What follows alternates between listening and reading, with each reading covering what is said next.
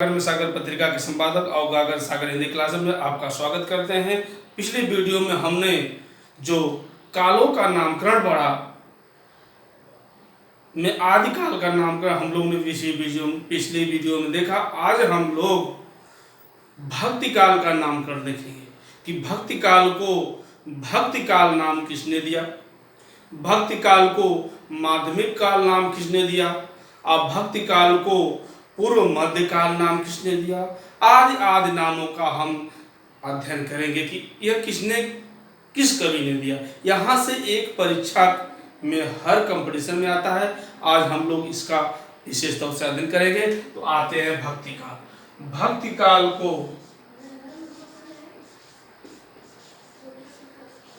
काल को जो भक्ति काल नाम दिया वह थे हिंदी साहित्य के इतिहास जो लिखने वाले थे, जो हिंदी को प्रमाणित, जो हिंदी साहित्य जो इतिहास लिखा था उन्हें प्रमाणित इतिहास माना जाता है, वह थे आचार्य रामचंद्र सूद।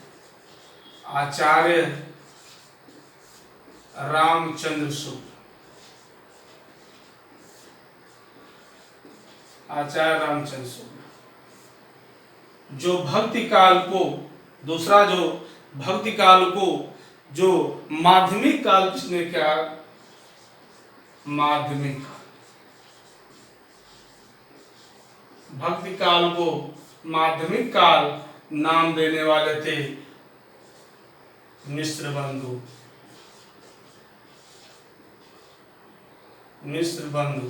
मिश्र बंधुओं में तीन भाई आते हैं, श्याम बिहारी मिश्र, सुखदेव बिहारी मिश्र और गणेश बिहारी मिश्र। ये तीन मिश्र बंधु आते हैं। अब जो भक्ति काल को जो पूर्व मध्य काल नाम देने वाले थे, पूर्व मध्य काल, पूर्व मध्य काल,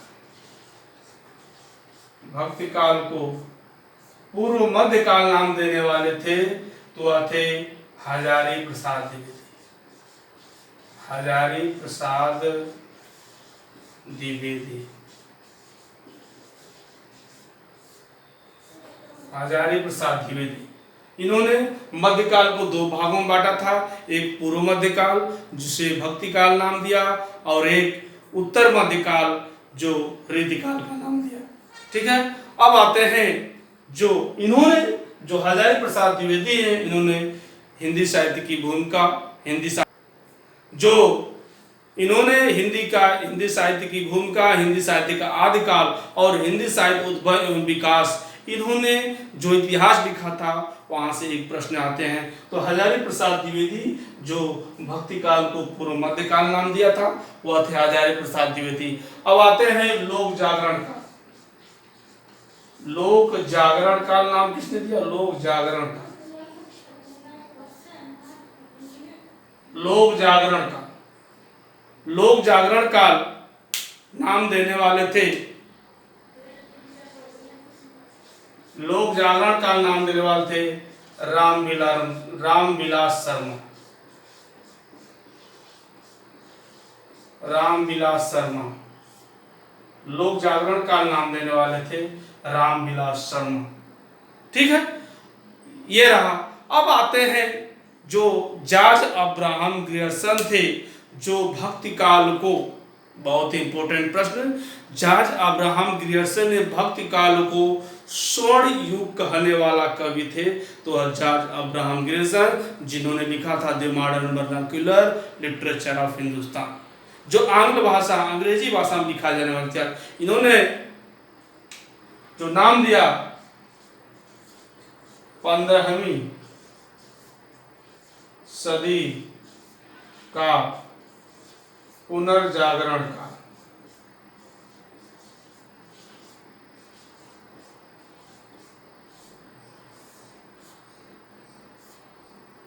15वीं सदी का पुनर्जागरण काल जो दिए थे जॉर्ज ग्रियर्सन।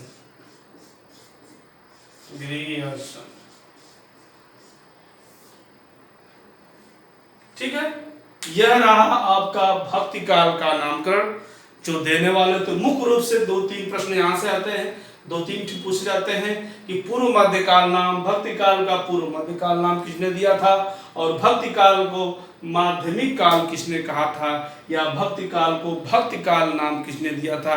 यह बहुत ही महत्वपूर्ण। लेकिन प्रश्न एक महत्वपूर्ण है, जो भक्ति काल को स्वर्ण युग नाम किसने दिया था। भक्ति काल को स्वर्ण युग देने वाले थे तो जॉर्ज ग्रियर्सन।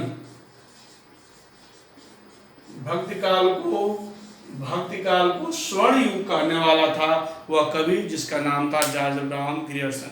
इस तरीके से यह भक्ति काल का नामकरण। ठीक है, अब हम आते हैं रीतिकाल का नामकरण। यहां से एक प्रश्न जरूर आता है यूपी टेट, यूपीपी, यूपीएसआई में, रीतिकाल का नामकरण। रीतिकाल का नामकरण बहुत ही महत्वपूर्ण। रीतिकाल का नामकरण, रीतिकाल को रीतिकाल कहने वाला अगर कोई कवि था, आलोचक था, तो आते जो आलोचक थे उसका नाम था आचार्य रामचंद्र शुक्ल। एक प्रश्न बहुत ही महत्वपूर्ण पूछा जाता है कि रीतिकाल को ब्रज भाषा का स्वर्ण युग भी कहा जाता है। इस बात को ध्यान रखिएगा, ब्रज भाषा का स्वर्ण युग क्यों कहा जाता है, क्योंकि समस्त ग्रंथ ब्रज भाषा में, रीतिकाल के सारे ग्रंथ जितने भी ग्रंथ हैं ब्रज भाषा में लिखे गए हैं, इसलिए रीतिकाल को ब्रज भाषा का स्वर्ण युग कहा जाता है। तो अब हम आते हैं रीतिकाल का नामकरण। यहाँ से देखिए दो जगह से प्रश्न आता है, या तो आदिकाल के नामकरण से प्रश्न आता है और दूसरा जो आता है रीतिकाल का नामकरण। ये दोनों महत्वपूर्ण है। तो रीतिकाल को रीतिकाल नाम देने वाला आलोचक था तो वह थे रीतिकाल को आचार्य रामचंद्र शुक्ल। आचार्य रामचंद्र शुक्ल, आचार्य रामचंद्र शुक्ल ने रीतिकाल को रीतिकाल नाम दिया था। वह थे आचार्य रामचंद्र शुक्ल, जो हिंदी के वरिष्ठ आलोचक, जिन्होंने हिंदी साहित्य का इतिहास, हिंदी शब्द सागर की भूमिका रूप में लिखा और जिनके इतिहास को प्रमाणित वैज्ञानिक इतिहास माना जाता है। तो इन्होंने क्या दिया, रीतिकाल को नाम देने वाले थे रीतिकाल, वह थे आचार्य रामचंद्र शुक्ल। और रीतिकाल को अलंकृत काल,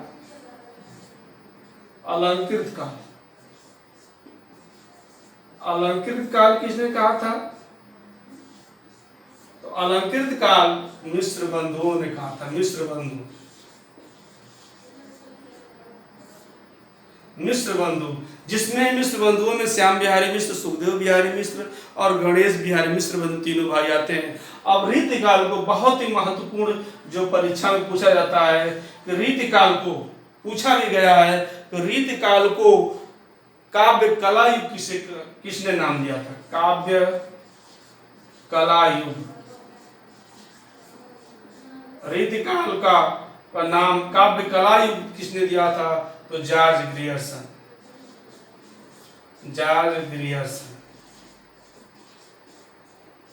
रीतिकाल को अगर नाम कोई देने वाला था काव्य कला युग तो जॉर्ज अब्राहम ग्रियर्सन थे, जिन्होंने लिखा था दी modern vernacular literature of Hindustan, जिन्होंने भक्ति काल को स्वर्ण युग कहा था। अब आते हैं चौथा कला युग। कला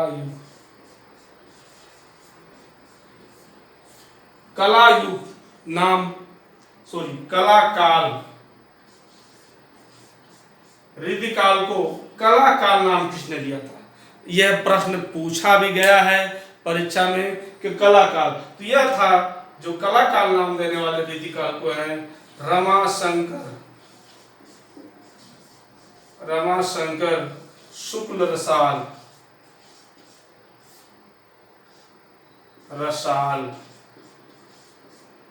रमाशंकर शुक्ल रसाल ने रीतिकाल को कला काल नाम दिया। ठीक है, और सबसे महत्वपूर्ण जो परीक्षा के दृष्टिकोण से पूछा जाता है श्रृंगार काल।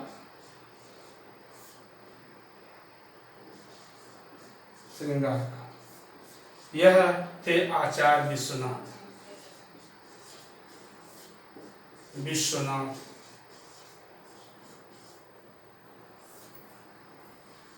जिन्होंने लिखा था हिंदी साहित्य का अतीत। यह बहुत ही महत्वपूर्ण प्रश्न है, हिंदी साहित्य का अतीत, जो परीक्षाओं में पूछा भी गया है कई बार। यह श्रृंगार काल नाम क्यों दिया? क्योंकि रीतिकाल के जितने भी ग्रंथ हैं सारे श्रृंगार रस पे लिखे गए। बस एक कवि है जो रीतिकाल में श्रृंगार रस का प्रयोग नहीं किया अपने काव्य में, जिस कवि का नाम था भूषण। तो श्रृंगार काल नाम, रीतिकाल के समस्त ग्रंथ किस भाषा में लिखे गए थे? ब्रज भाषा में। और रीतिकाल के समस्त ग्रंथ किस रस में लिखे गए? श्रृंगार रस में। तो श्रृंगार रस में समस्त ग्रंथों को लिखा गया, इसलिए इसका नाम श्रृंगार काल पड़ा। क्यों? क्योंकि एक ही कवि है जिसका नाम भूषण, जिन्होंने वीर रस का प्रयोग किया, इसलिए भूषण को रीतिकालीन राष्ट्र कवि कहा जाता है। क्यों? क्योंकि भूषण ने वीर रस में लिखा। ठीक है, तो यहां तक हम देखें कि श्रृंगार काल नाम किसने दिया था। अब हम आते हैं उत्तर मध्य काल।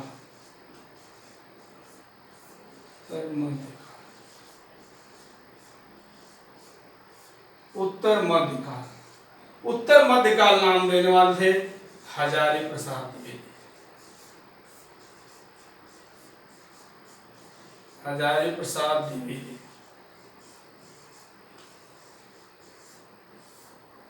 ठीक है, यह रहा उत्तर मध्य काल, हजारी प्रसाद द्विवेदी।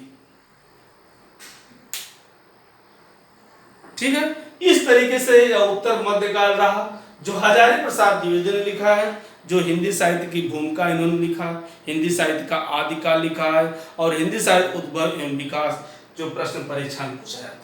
अब हम आते हैं जो 7वें नंबर पे, अंधकार काल नाम किसने दिया? अंधकार काल, रीतिकाल को अंधकार काल नाम किसने दिया? अंधकार काल नाम क्यों किसने दिया? दिया थे त्रिलोचन।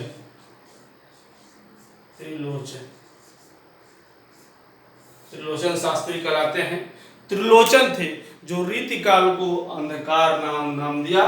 तो इसमें सबसे जो महत्वपूर्ण है वह श्रृंगार काल नाम किसने दिया था? यह परीक्षा में पूछ चुका है। कला काल किसे कहते हैं? कला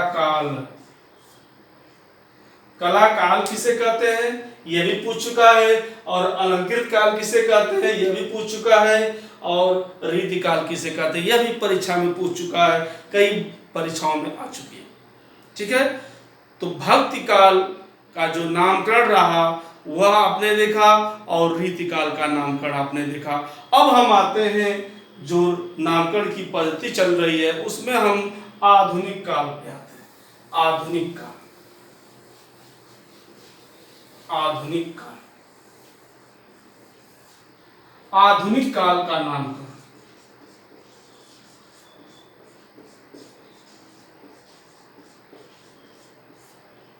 आधुनिक काल का नामकरण,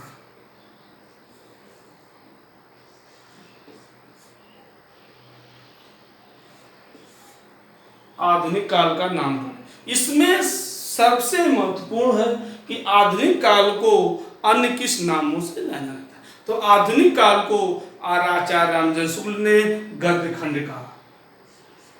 गद्य खंड, आधुनिक काल को गद्य खंड किसने कहा था? रामचंद्र शुक्ल।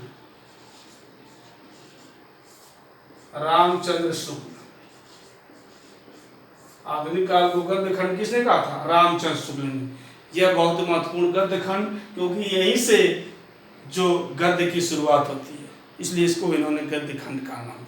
जो ग्रियर्सन थे, विक्टोरिया युग नाम दिया।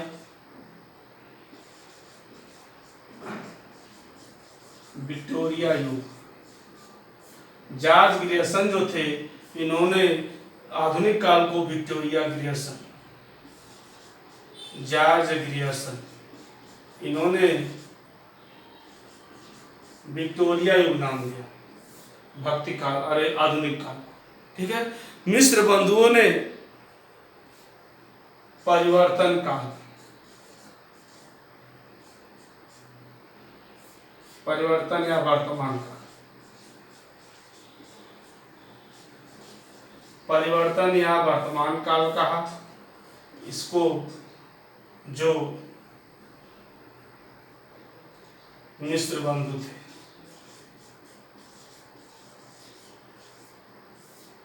मिस्र बंधुओं ने परिवर्तन या वर्तमान काल का। जो राम कुमार आधुनिक काल और राम कुमार वर्मा थे,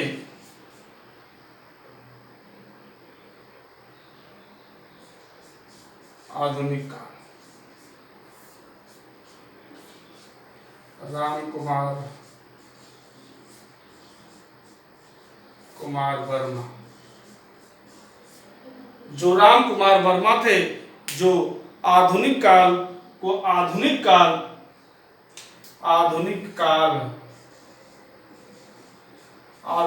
को आधुनिक काल नाम देने वाले थे, तो डॉक्टर राम कुमार वर्मा, जिन्होंने लिखा था हिंदी साहित्य का आलोचनात्मक इतिहास।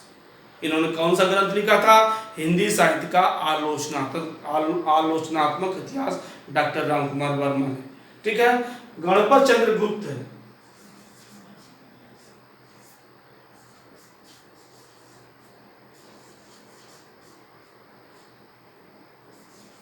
गणपत चंद्र गुप्त ने भी आधुनिक काल को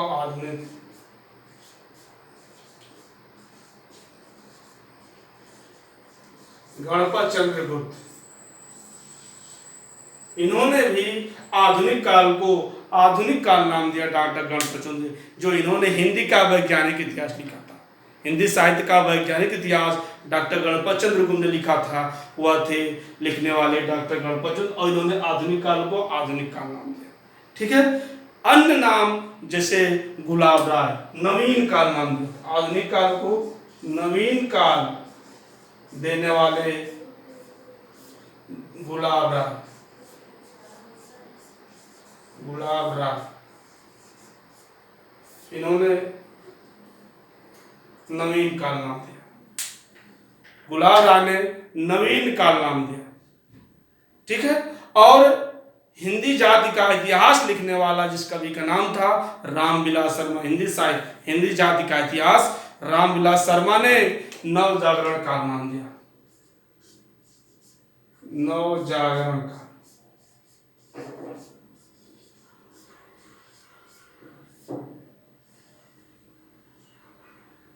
कौन सा नाम दिया? नव जागरण काल। किसने दिया था? रामविलास शर्मा।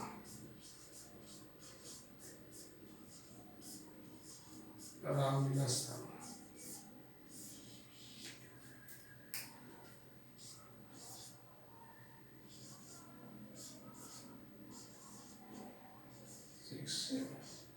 यह रहा आपका आधुनिक काल, जो परीक्षाओं में पूछा जाता है। ठीक है। तो हमने वीडियो में देखा कि आदिकाल का नामकरण किसने दिया था। आदिकाल को आदिकाल कहने वाले थे तो थे आचार्य हजारी प्रसाद द्विवेदी। आदिकाल को वीरगाथा काल नाम किसने दिया था? आचार्य रामचंद्र शुक्ल। आदिकाल को सिद्ध सामंती किसने दिया था? राहुल संकृत्यान। आदिकाल को बीजोपन काल नाम किसने दिया था? राम महावीर प्रसाद द्विवेदी। आदिकाल को वीर काल किसने दिया था? आदिकाल को वीर काल किसने? विश्वनाथ प्रसाद मिश्र ने वीर काल नाम दिया था। आदिकाल को चारण काल नाम किसने दिया था? जाजब राम गिरसन। आदिकाल को सिद्ध चारण काल एवं संधि काल नाम किया डॉक्टर राम कुमार वर्मा। आदिकाल को आधार काल नाम किसने दिया? सुमन राज। इस तरीके से आदिकाल का नामकरण पिछले वीडियो में देखा। आज हमने देखा भक्ति काल का नामकरण। भक्ति काल को भक्ति काल कहने वाले आचार्य रामचंद्र शुक्ल। अब भक्ति काल को उत्तर मध्य काल कहने वाले थे हजारी प्रसाद द्विवेदी। पूर्व मध्य काल भक्ति काल को पूर्व मध्य काल कहने वाले थे हजारी प्रसाद द्विवेदी, और भक्ति काल को उत्तर मध्य कहने वाले थे हजारी प्रसाद द्विवेदी। आपने इस तरह देखा। अब हम कुछ मुख्य बिंदु हैं जिसके बारे में चर्चा करते हैं, जो परीक्षा में पूछी जाती है। ठीक है। कौन वह मुख्य बिंदु है जो परीक्षाओं में पूछी जाती है? इसका विशेष ध्यान रखिएगा। मुख्य बिंदु, अब मुख्य बिंदु पर हम आते हैं। मुख्य बिंदु पर नंबर 1, आचार्य रामचंद्र शुक्ल ने हिंदी को जो क्या कहा, जो रामचंद्र शुक्ल ने वो हिंदी को क्या कहे। हिंदी को इन्होंने प्राकृताभास हिंदी, प्राकृताभास, प्राकृताभास हिंदी या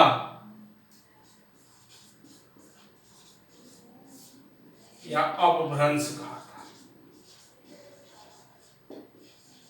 प्राकृताभास हिंदी या अपभ्रंश कहा था। इन्होंने हिंदी को, शुक्ल ने पुरानी हिंदी को, पुरानी हिंदी को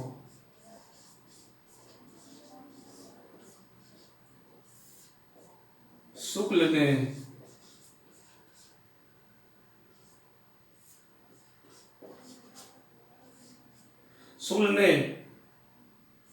पुरानी हिंदी को क्या नाम दिया था, प्राकृताभास हिंदी या अपभ्रंश का। यह प्रश्न जरूर पूछा जाता है। शुक्ल ने पुरानी हिंदी को क्या नाम दिया था, तो वह नाम था प्राकृताभास हिंदी या अपभ्रंश।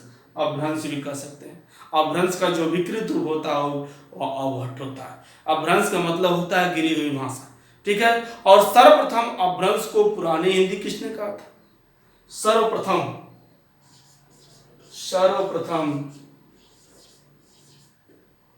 पुरानी हिंदी को, सर्वप्रथम अपभ्रंश को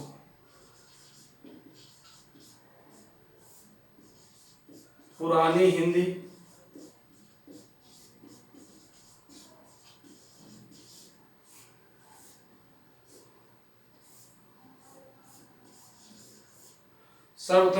अपभ्रंश को पुरानी हिंदी नाम किसने दिया था? चंद्रधर शर्मा गुलेरी। चंद्रधर शर्मा गुलेरी, जिन्होंने चंद्रकांता, देवकांता, भूतनाथ आदि उपन्यास लिखे, ठीक है। तो इन्होंने, देखिए ध्यान से देखिए, शुक्ल ने, किसने पुरानी हिंदी को प्राकृताभास हिंदी या अपभ्रंश नाम दिया, तो वह थे आचार्य रामचंद्र शुक्ल। और दूसरा प्रश्न थोड़ा सा डिफरेंट, अलग, उलट गया वही प्रश्न। अपभ्रंश को पुरानी हिंदी सर्वप्रथम किसने कहा था, तो वह थे चंद्रधर शर्मा गुलेरी। अब आता है हिंदी को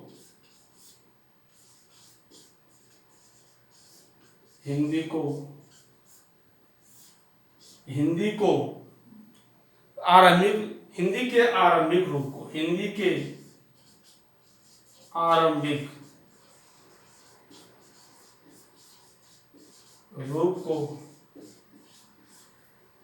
हिंदी के आरंभिक रूप को अवहट, हिंदी के आरंभिक रूप को अवहट नाम किसने दिया था, तो आते भोला शंकर व्यास। भोला शंकर व्यास,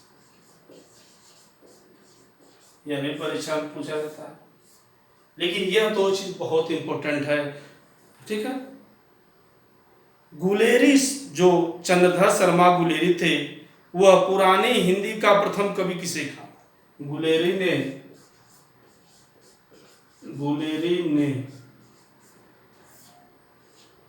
पुरानी हिंदी का प्रथम कवि किसे माना?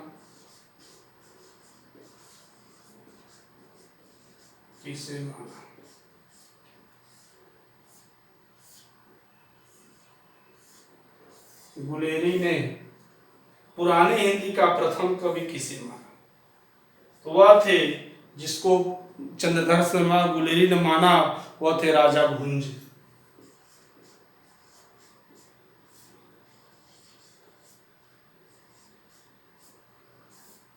ठीक है। अब प्रश्न जो आता है कि हिंदी शब्द का सर्वप्रथम प्रयोग, हिंदी शब्द का सर्वप्रथम प्रयोग किस पुस्तक में हुआ था? और हिंदी शब्द आप जानते हैं कि हिंदी फारसी भाषा का शब्द है। हिंदी किस भाषा का शब्द है? फारसी भाषा का शब्द, जिसका विकास किस लिपि से हुआ था? देवनागरी लिपि से, जो बाएं से दाएं लिखी जाती है। अब प्रश्न यहां खड़ा होता है कि हिंदी शब्द का सर्वप्रथम प्रयोग किस पुस्तक में हुआ था। तो हिंदी शब्द का सर्वप्रथम प्रयोग, जो हिंदी शब्द का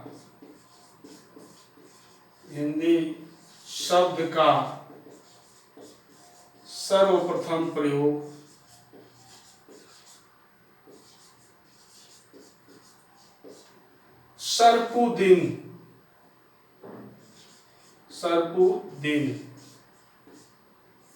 सरपुद्दीन आजवी, नाम था सरपुद्दीन आजवी, उस किताब का नाम था जफरनामा। जफरनामा में सर्वप्रथम हिंदी शब्द का प्रयोग किया गया था। किस शब्द का प्रयोग? सरपुद्दीन आजवी के जफरनामा में मिलता है। और हिंदी की प्रथम जो साहित्यिक रचना है, हिंदी की प्रथम साहित्यिक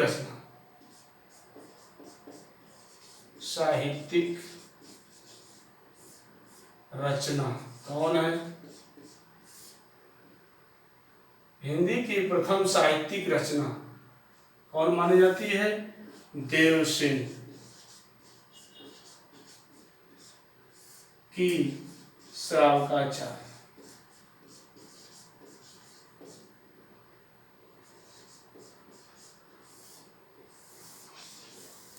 देवसेन की श्रावकाचार्य हिंदी की प्रथम साहित्यिक रचना कौन सी मानी जाती है? देवसेन की श्रावकाचार्य। और हिंदी शब्द का सर्वप्रथम प्रयोग सरपुद्दीन आजवी के जफरनामा में मिलता है। यह मुख्य बिंदु है। अब हम अगली वीडियो में लेकर उपस्थित होंगे कि हिंदी का पहला कवि किसे कहा जाता है। यह बहुत ही महत्वपूर्ण प्रश्न जो हर साल अनेक परीक्षाओं में, हिंदी की समस्त प्रतियोगी परीक्षाओं में यहाँ से एक प्रश्न जरूर आता है। बहुत विवाद है कि हिंदी को पहला कवि किसने माना, कौन कौन माने। यहाँ से एक प्रश्न हर प्रतियोगी परीक्षा में आता है। तो अगली वीडियो में हम पुनः लेकर उपस्थित हो गए। तब तक के लिए धन्यवाद।